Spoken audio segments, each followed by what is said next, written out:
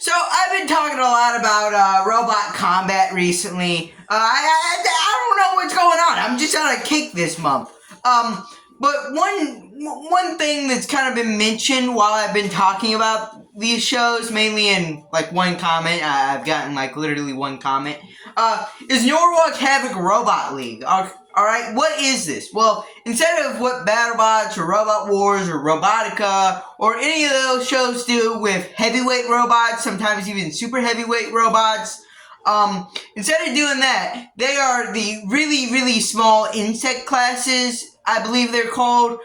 They do beetle weights, featherweights, and a third category that has just completely slipped my mind. And recently, they've been really blowing up. How did they get this big? What's going on? What's the secret to their success? Well, there's actually a pretty long history of these guys, and I actually, not to be like a gatekeeper or anything, but I actually saw these guys a little bit before they blew up. I think I was watching like some kind of robot combat news show.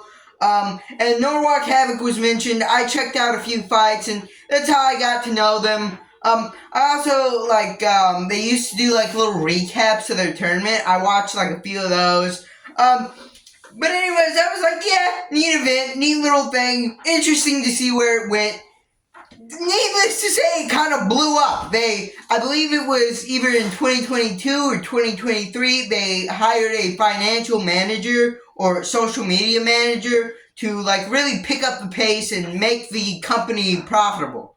And if it's not there, it's pretty close, because the channel today has over 500,000 subscribers, and even normies know what this is, and I think that's the first real big thing that's allowed them to get this big, that's allowed them to kind of take over the robot combat scene, to save robot combat, as I've said in this video. Robot combat is one of those things that doesn't really need to be saved. I mean, there's always going to be events going on in the thing, there's always going to be content to be made, but one of the things that has allowed them to save robot combat or popularize it further has been the social media manager and how they've been able to capitalize on TikTok, YouTube Shorts, and I'm sure they're doing Instagram Reels as well.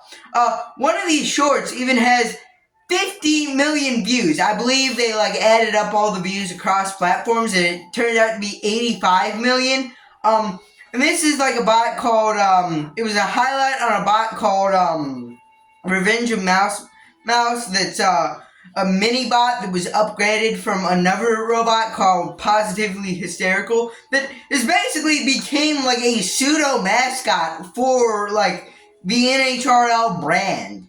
And another thing I think they do really well that has allowed them to get as big as they are is they give story. Alright, a lot of things live events don't really do well at is giving you a reason to root for these bots, giving you a reason to getting interested, alright?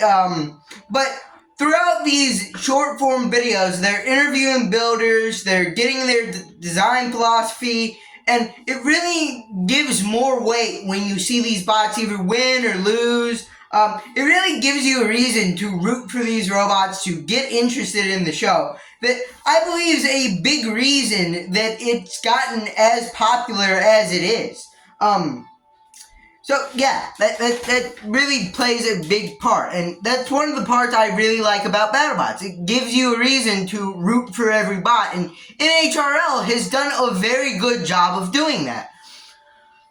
Also, the community, just being kind of chill guys. They all help each other out. They all, they're just nice guys. They do event reports, further marketing nhrl. I'd be surprised if at least not 100 people or so got into nhrl through, event reports that have been a big staple in the robot combat community. So, yeah, I think the community, the social media manager, the short form videos have really helped nhrl take over this space.